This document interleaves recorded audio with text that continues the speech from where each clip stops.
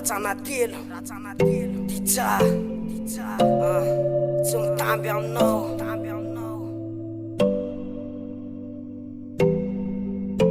Itomany eo de very satria nilaozanao irery natsapa fangery firena satria nilaozan'olo tiana nangiry firy ny atao anato satria nilaozanao tsy tantoko fa aizarenao zao fa ny foko milanao fa lasa ny saiko be lasa aizarenao ry aiko nangiry firy ao satria tsy teo anilako ndry ene tsy maninona raha zay ntinao fa zakaiko tsotro zao malahelo de very satria nilaozanao irery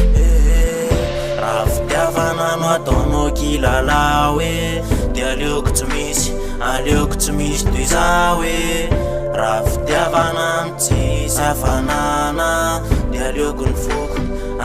ny foko miala tsisy azoko atao fa nilaozanao irery nefa raha zay ny sitrakao ny fitiavananjy antery fa za hitraka ihany na de mafy aza ny lalany ko veloma anioany zako tsy mba anakany mandehana soavaty anao ritiny fiainana mitoy atrany mahita olondiny ana sambatranao amizao fiainan'izao fefa zay ny sitrakao ka andao zory lalanao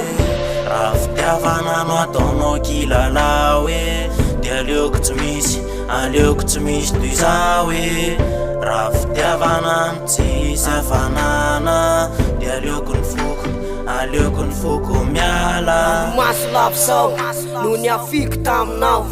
rano masy sy alahelo injao fareo mamerifely mety ho faly anao anio 500 tadio fa ny volana ny taona izay mizaly mbola isaona titsoka tomany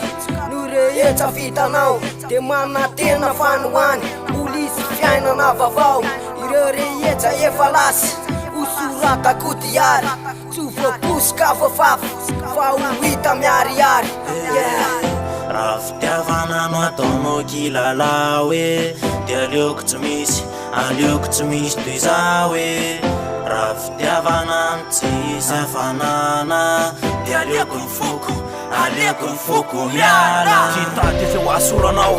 fambasainao ny zavatra tao gaza faly anendrikendrika fa tsy zano ny olona miendrika ianao andravany vita no re zavatra tsisy fahita za ezaka ty memenina fa ny anao mbola ho aviny nenina fa tonga izy ndray androany atyara ianao kitomany fa ny any olo de tsofoko rano soafatidiny atsika farano tsy tady se ho asoranao fambasainao ny zavatra tao